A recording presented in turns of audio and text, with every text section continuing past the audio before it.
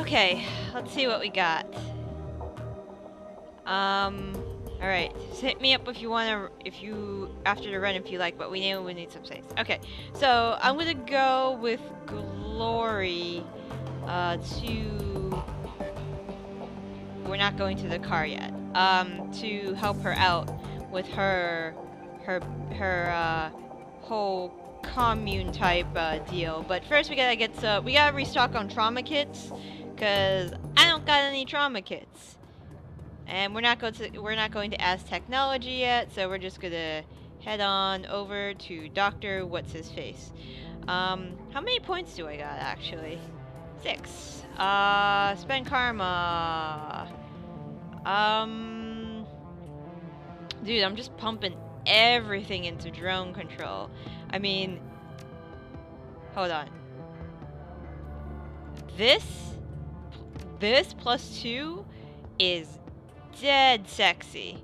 So we gotta get that, then that, then that, and I don't know how many other things we gotta get. All right, let's wait. Did I spend one by accident? Nope, I didn't spend one by accident. And how much money do we got? 4,400. That's pretty boss, yo. Let's just get our stuff. All right, so triage clinic. Yo, doc, I need some trauma kits. Medical supplies. Alright, so we'll get the Go trauma kit. Cause I don't spring for any less. We'll get a couple of these. We'll confirm it. And alright, confirm. And what else can we get? Cyberware, medical supplies.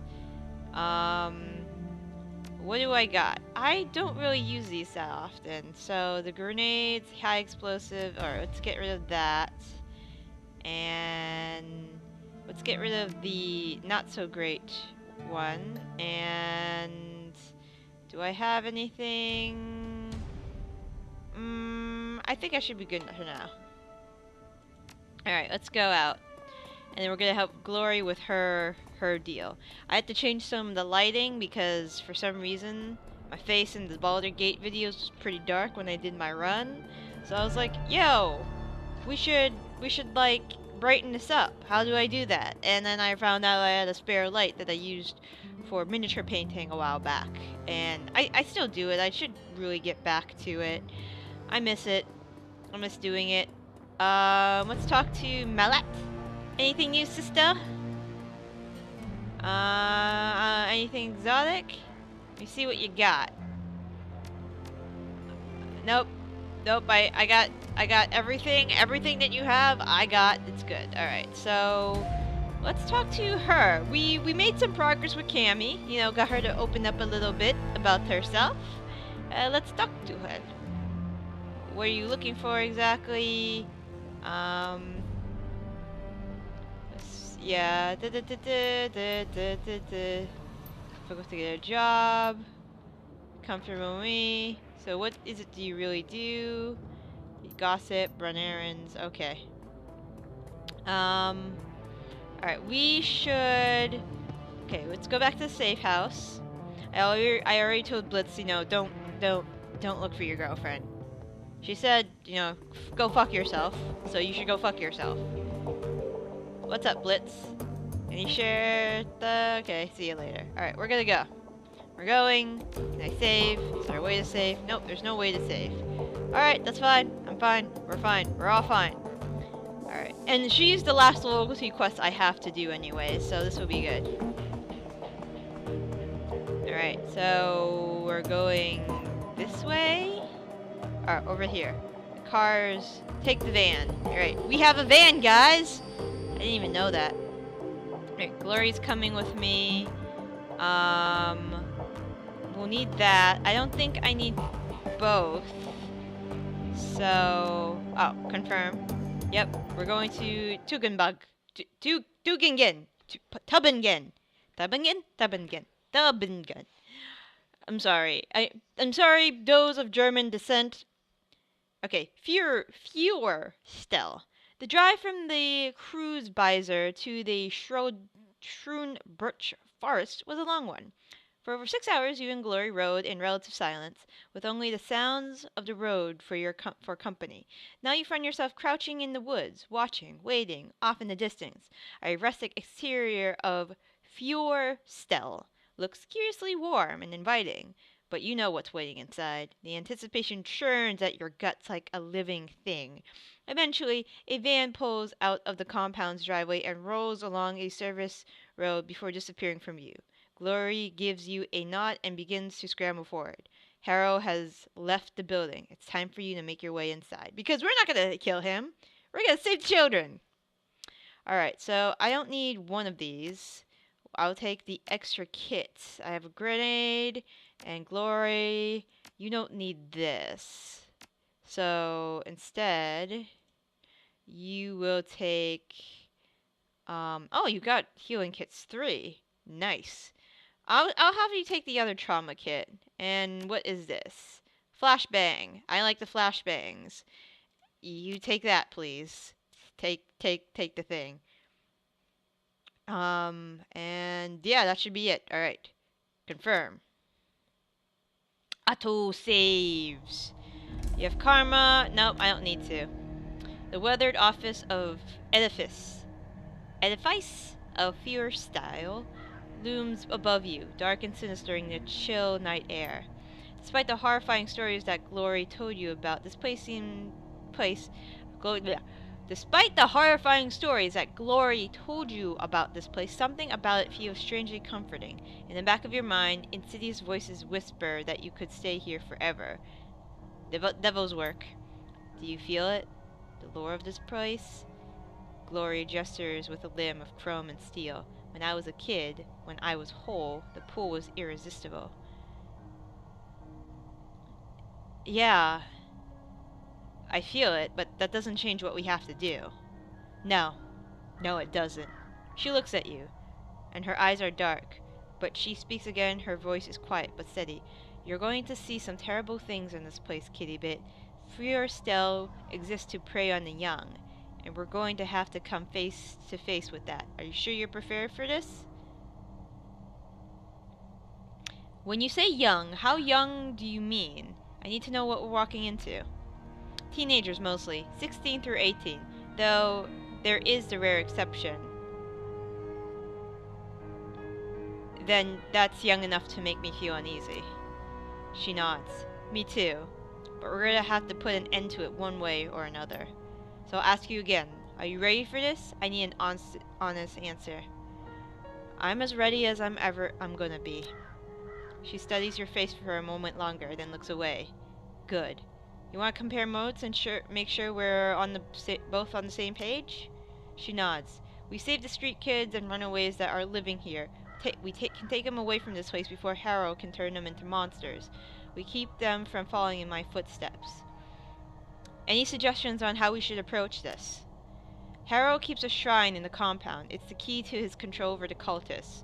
We're going to have to purify the shrine and break the control. And then we're going to have to lead those kids out and run. Tell me more about this shrine. It's a lump of rock about as tall as I am, inscribed with runes and encrusted with bone. Its power comes from an entity that Harrow bound into the stone, something very old and very dangerous, a toxic spirit. In many ways, it is the heart of this place. The voices that you can hear whispering in the back of your mind, those are the spirit's voices. It saps the will of anyone who sets foot on these grounds. We can't save those kids until the shrine is dealt with. They'll fight us if we try. I want to hash out a few more details before we head inside. That makes sense. If you have any questions, it'd be best you ask them now. How do we purify the spirit? Some sort of ceremony or ritual? Something like that. It'll be easier just to show you. I've got everything we need right here. She pats the satchel that hangs from her shoulder. When the time comes, I'll conduct a ritual. But before I can do that, we're going to have to face the spirit on its own terms. And that's going to be dangerous, kitty bit. If the shrine controls the people here, then how do you have anything to feel guilty about? Nothing that you did was under her... why attempt to purify the spirit at all? Why can't we just kill it? The spirit has its fingers in the minds and auras of every kid in this compound. If we kill it, those kids will get hurt. They might even be killed. We can't risk that. But if We can cleanse the adversary's corruption from it. It might withdraw from their minds willingly, and then we can get out of here, I assume. Exactly.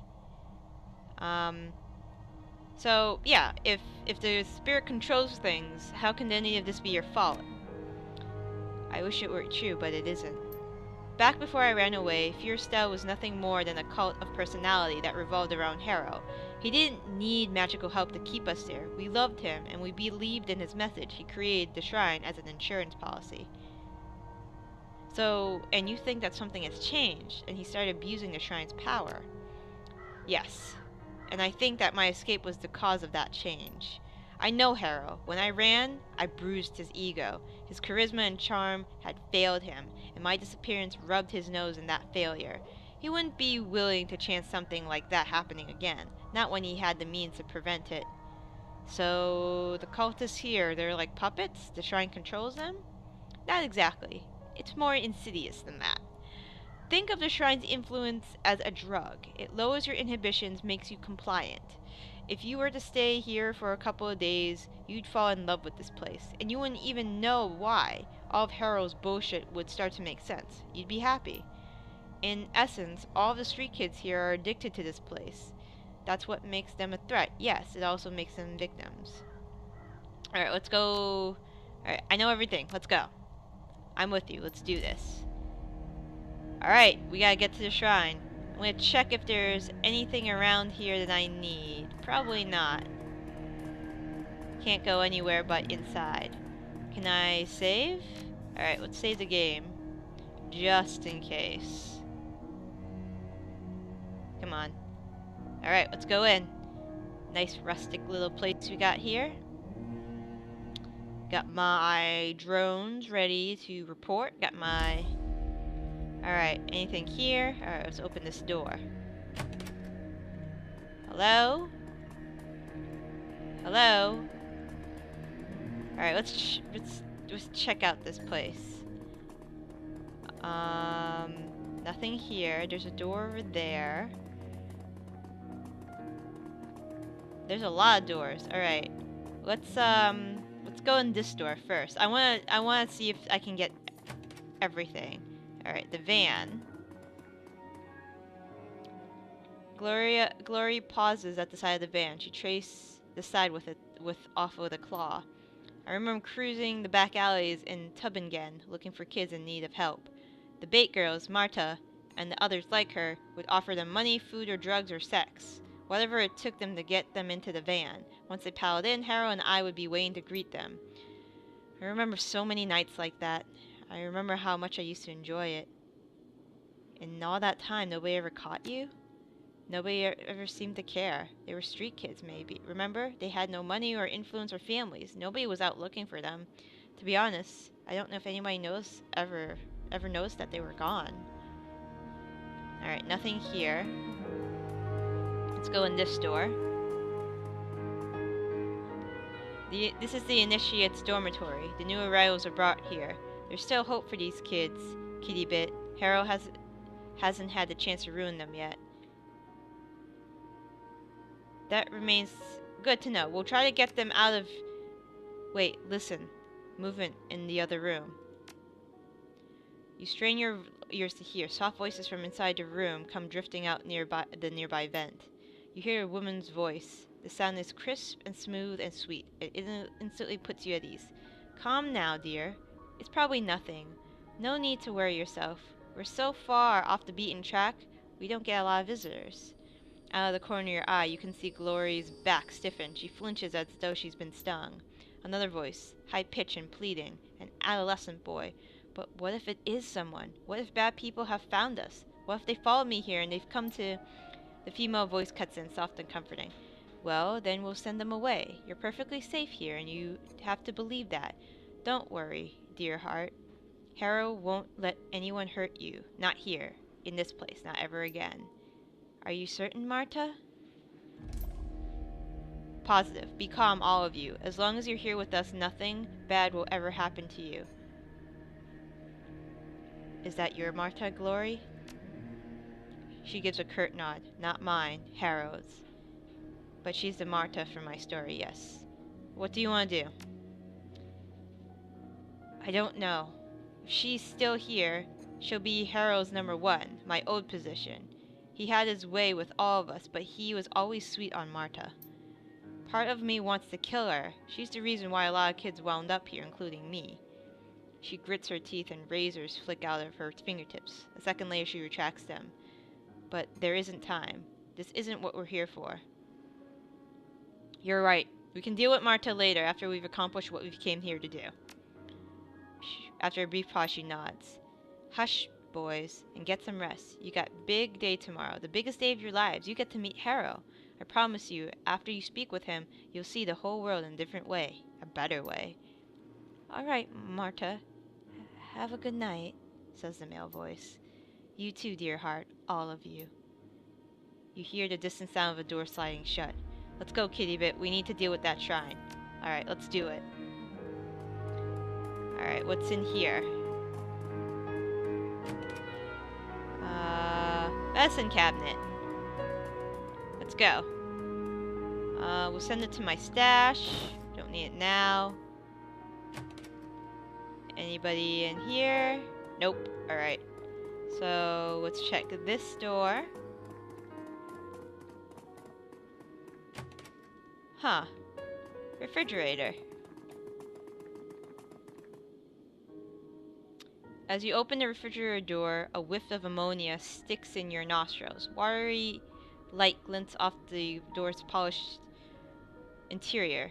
The fridge is stacked full of large plastic bins, all tightly sealed and neatly labeled. It's hard to tell through the opaque plastic, but they appear to be full of meat. Expected containers. You pop up the lid and take a closer look. The first thing that hits you is the smell. The meat in here is beyond rancid. White mold frosts the sides of the bin, and it's all you can do to keep from gagging. As you rush to put the lid back on, you recognize a familiar shape in the rotten meat. A mangled human hand. Is that what I think it is? Gloria's voice is flat. Ritual supplies. The adversary prefers them aged. Harold teaches all the initiates how to do it. How to harvest the meat, how to store it, how to label it. Nobody likes doing it at first, but you learn. By the end, it doesn't even bother you anymore. I get the picture. I warned you that you'd see things you didn't want to be in here. You weren't lying. Come on, let's keep moving. Alright, so discovered that place. That's the door to somewhere. Oh, terminal. Oh man, am I gonna need decking? Leave the terminal alone. Ugh, fuck, I can't. Wait. Maybe I don't. How much decking do I need? I need 5, right? Could I be able to get it? What's my intelligence? 1, 2, 3. Yeah, I wouldn't be able to get it. Alright. How about here? Large book. An large tomb cradled on a pedestal. The paper is robust and fibrous, and the binding has been expertly stitched. A steel plate running along the book's spine anchors the pedestal from its place. Glory stares down at it, frowning. Hiero's manifesto, the handcrafted line of bullshit that he feeds to his initiates. We all ate it up with a smile, and came away convinced that he was a genius. She leafs through the pages with an articulated finger. Looks like he's expanded on it over the last few years. It's at least twice as thick when I lived here. Maybe there's something we can use. I wouldn't want to hang around long enough to find out. This is Harrow's personal library. He used to experiment in here. There were dangerous things in here, Kitty Bit. Sick things. I was never allowed in this room without Harrow. Nobody was. He said it was for our safety, and I think he was telling the truth. I feel uneasy being in here. I don't want to stay here any longer than I need to.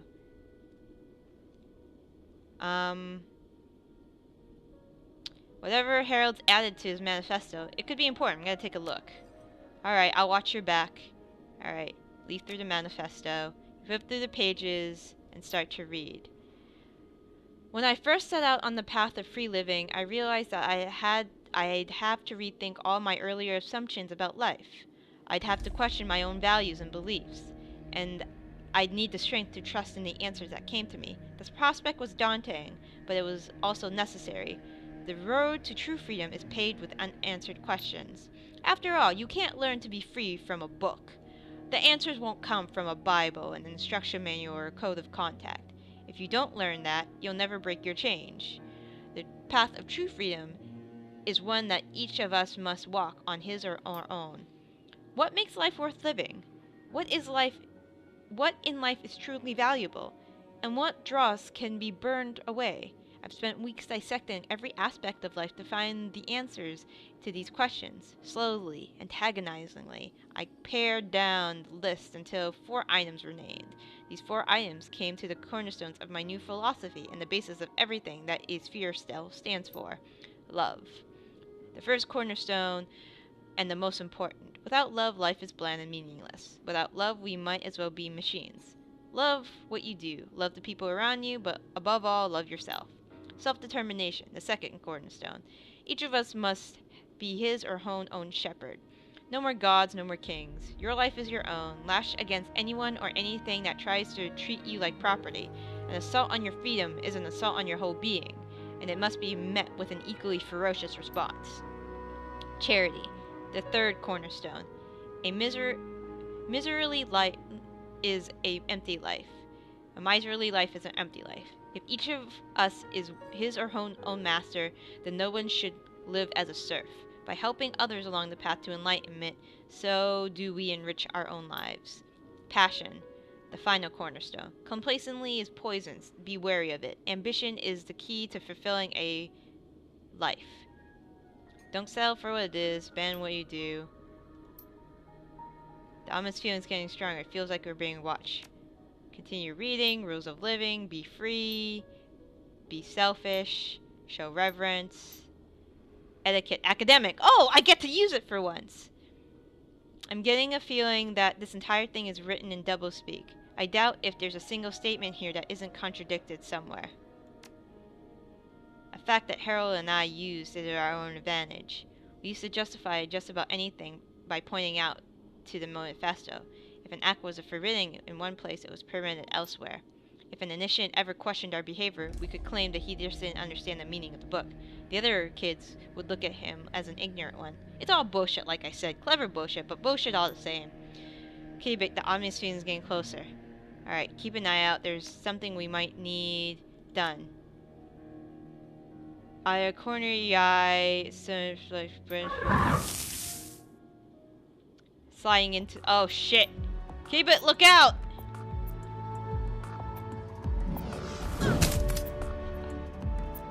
Oh, fuck you, dude.